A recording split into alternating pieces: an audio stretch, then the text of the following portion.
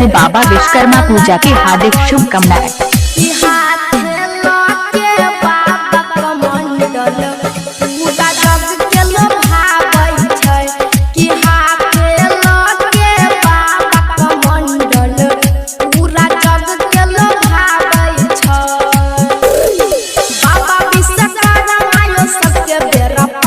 आप सभी को सोनू की तरफ से बाबा विश्वकर्मा पूजा की हार्दिक शुभकामनाएं।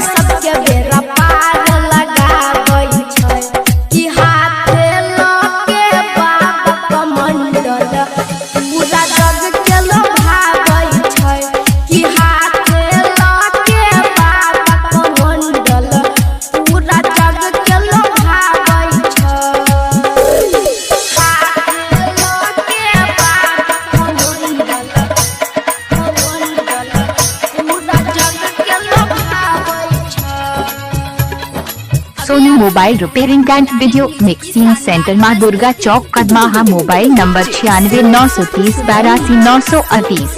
आप सभी को सोनू की तरफ से बाबा विश्वकर्मा पूजा की हार्दिक शुभकामनाएं। बाबा के गुण लोगा गाबै सब दिन यो, रहै छै भक्ति में सब ओकरे लीन यो।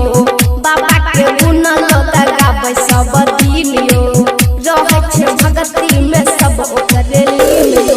बाबा विश्वकर्मा आयो सबके बेड़ा पार लगाबै छै। बाबा विश्वकर्मा आयो सबके बेड़ा पार लगाबै छै।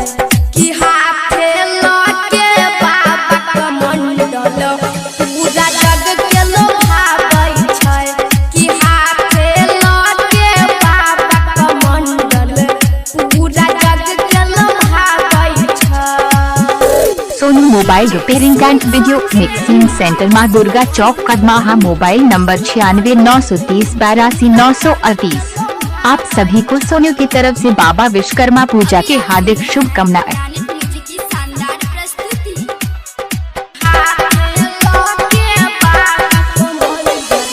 चकमक करे राहुल बाबा के दुआरी, अलखिन के यो हाथी के सवारी। चकमक करे राहुल बाबा के दुआरी, अलखिन के यो हाथी के सवारी। राधे राघव चरण में सिर झुकाबै छै। किशन अमित चरण में सिर झुकाबै छै। कि हाथे लके बाबा के मंडल पूरा जग के लोभाबै छै। कि हाथे लके आप सभी को सोनू की तरफ से बाबा विश्वकर्मा पूजा की हार्दिक शुभकामनाएं।